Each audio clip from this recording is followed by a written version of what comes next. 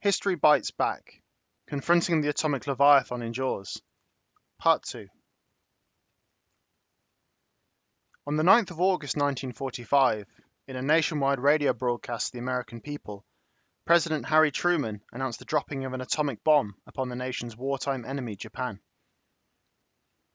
16 hours ago, an American airplane dropped one bomb in Hiroshima, an important Japanese army base. The Japanese began the war from the air at Pearl Harbor. They have been repaid many-fold. With the bomb, we have now added a new and revolutionary increase in destruction to supplement the growing power of our armed forces. It is an atomic bomb. The force in which the sun draws its powers has been loosed against those who brought war to the Far East. For Truman, atomic bombing the city of Hiroshima was therefore morally justifiable on the basis that it served as retributive justice for the Japanese attack on Pearl Harbor in 1941, which drew America into the ongoing European war. Such atomic retaliation initially drew an overwhelmingly approving response from the general public, as when a Gallup poll in late August 1945 asked the straightforward question, "Do you approve or disapprove of the use of the atomic bomb?" 85% approved. However, such pro-atomic sentiment was largely influenced by the Allied censorship of Japanese media coverage exposing the bomb's cruel effects on Hiroshima's civilian population, aptly described by Nippon Aigasha producer Ikira Iwazaki as being so haunting that every camera frame was burned into his brain. Incidentally, the 1946 documentary which Iwazaki produced, entitled The Effects of the Atomic Bomb on Hiroshima and Nagasaki, was itself subjected to intense post-production supervision by the headquarters of the Supreme Commander of the Allied Powers before being confiscated under the orders of Lieutenant Daniel McGovern and locked away in the Pentagon archives, until finally a 16mm print made of the original film was returned to the Japanese Education Ministry in 1967.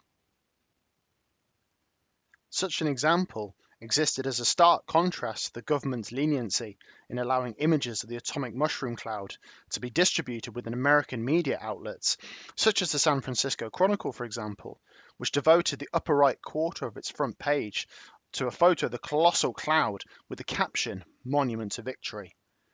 This allowed Truman's government to obfuscate the uncomfortable reality of mass infrastructural damage and civilian casualties existing below at ground zero, thereby ultimately preventing the American public from developing any sort of empathy or compassion for the supposedly militaristic Japanazis, whilst also influencing and propagating further pro-atomic discourses and action.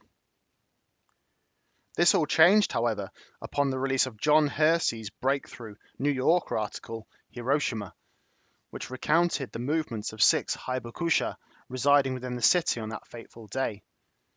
In one extract, Hersey describes the experience of Father Wilhelm Kleinsorge as he attempts to find refuge in a nearby park populated by the wounded. When he had penetrated the bushes, he saw that there was about 20 men, and that they were all exactly the same nightmarish state. Their faces were wholly burned, their eye sockets were hollow, the fluid from their melted eyes had run down their cheeks, their mouths were mere swollen pus-covered wounds, which they could not bear to stretch enough to admit the spout of a teapot. Exposing readers to the victims' perspectives of the bombings consequently nurtured strong feelings of national empathy and guilt, prompting many American citizens to ask new and uncertain questions of Truman and the bomb, having initially praised both without question. As the atomic scientist Arthur Squires recalled, "I wept as I read John Hersey's New Yorker account. I'm filled with shame to recall the whoopee spirit. We didn't realize." In response to this wave of anti-nuclear rhetoric and discourse precipitated by Hersey, Secretary of War Henry L. Stimson, in a Harper's Magazine article entitled "The Decision to Use the Atomic Bomb," counter-argued that "we estimated that if we should have been forced to carry this invasion plan to its conclusion, the major fighting would not end until the latter part in 1946, at the earliest. I was informed that such operations might be expected to cost over 1 million casualties in American forces alone." According to Stimson, Truman's decision was therefore influenced by bureaucratic advice that bombing Hiroshima was necessary in order to quickly end the Pacific War without risking a full-scale military invasion.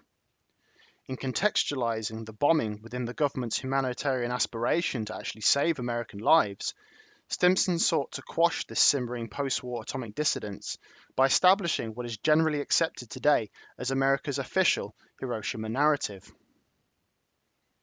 It wasn't until the 1960s, amidst growing national discontent towards America's escalating role in the Vietnam War, that government conduct in Hiroshima was resubjected to intense academic scrutiny from revisionist historians, such as Gar Alperovitz, author of Atomic Diplomacy, who challenged Stimson's justification by arguing that the bomb was deployed primarily as a political bargaining chip in order to intimidate the Soviet Union and gain Washington a diplomatic foothold in post-war negotiations regarding Moscow's expansionist ambitions in the Far East. Atomic diplomacy went on to become highly influential to the post-revisionist scholars of the 70s during their formulation of a viable atomic consensus.